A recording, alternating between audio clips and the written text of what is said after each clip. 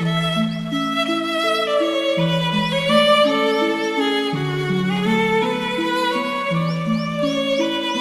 guys, good afternoon.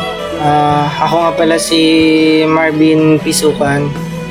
So, gusto ko lang ipaabot yung message ko na to sa isang tao, sa tao na yon, din sa pamilya niya, na ako yung solid fans niya rin ako, isa rin ako sa solid fans niya.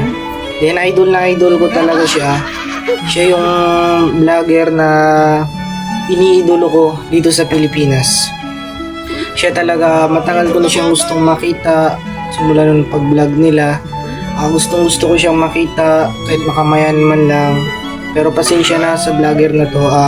Wala akong may bigay sa kanya o maging regalo na para makita siya, ganon, na ibibigay sa kanya pag nagkita kami. Wala talaga. So siya nga pala yung nagbigay ng dahilan na sa akin na para magkaroon din ng lakas ng loob na hindi hadlang yung kahirapan para sa mga pangarap na gustong abutin kapag nagtsatsaga ka lang. Siya yung vlogger na talagang iniidolo ng karamihan ngayon dito sa Pilipinas. Walang iba, siya nga pala si Sir Gibin. Sir Gibin, sa shoutout kay Sir Gibin. Idol na idol ko talaga siya dun sa mga pamilya niya, kapatid niya, sa mama niya. Ayun. Din sa pumanaw nilang tatay.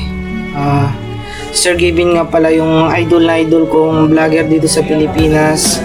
Din shoutout din nga pala sa Kapinpin family. So gustong ko talaga silang makita. Sabi nila, narinig ko, research ko na rin sa internet kung saan ko ba sila makikita, gano'n, kung saan ba sila nakatira.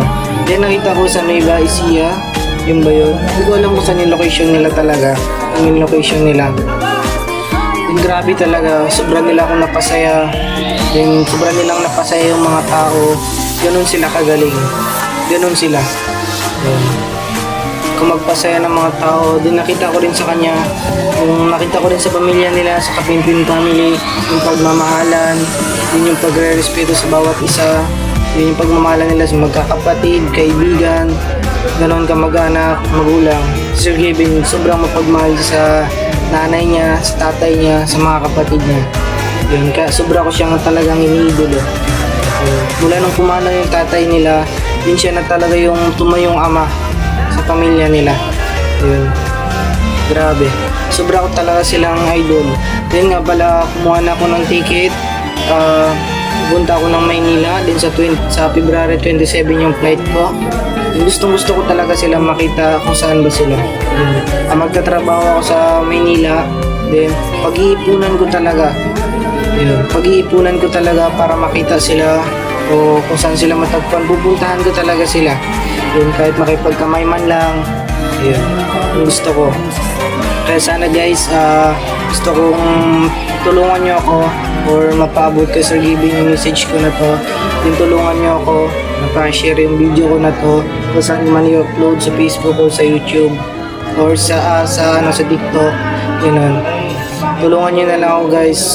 Gusto ko talaga silang makita. Yun. Maraming salamat po. Hanggang dito na lang po. Maraming salamat. God bless po.